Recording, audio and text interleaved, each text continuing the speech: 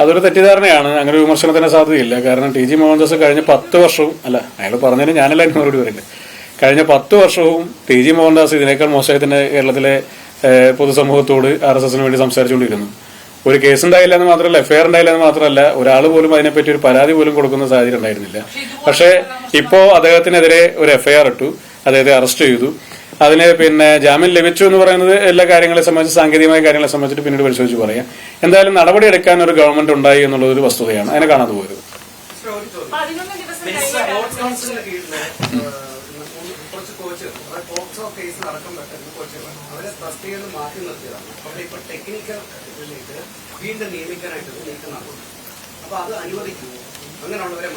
നിയമിച്ചു എന്ന പരാതിയില്ലല്ലോ.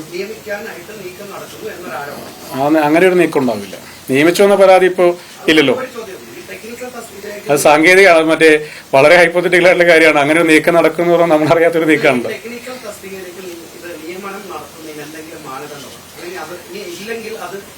അല്ല, അത് സീനിയോറിറ്റി അനുസരിച്ച് വരേണ്ട നിയമനങ്ങളും കാര്യങ്ങളൊക്കെ തന്നെയാണ്. അതിലിപ്പോ അങ്ങ് പറഞ്ഞ ആരെ പറ്റിയിട്ടാണെന്ന് എനിക്ക് അറിയില്ല. ഞാൻ വന്നതിന് ശേഷം അത്രയൊരു പരാതി എന്റെ ശ്രദ്ധയിൽപ്പെട്ടിട്ടില്ല. ശ്രദ്ധയിൽപ്പെട്ട എല്ലാ പരാതികളിലും നമ്മൾ നടപടിയെടുക്കുകയും മാറ്റി നിർത്തുന്ന ആൾക്കാരെ മാറ്റി നിർത്തുകയും ചെയ്തിട്ടുണ്ട്.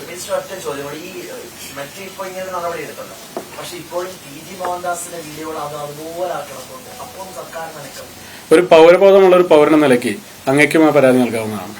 നീക്കം ചെയ്യുന്നത് എനിക്കും അങ്ങേക്കും ഒക്കെ നൽകാവുന്നതാണ്. സർക്കാർ എപ്പോഴും എല്ലാവരും പുറകെ പോകണമെന്ന് പറഞ്ഞിരിക്കുന്നത് പറഞ്ഞാണ്.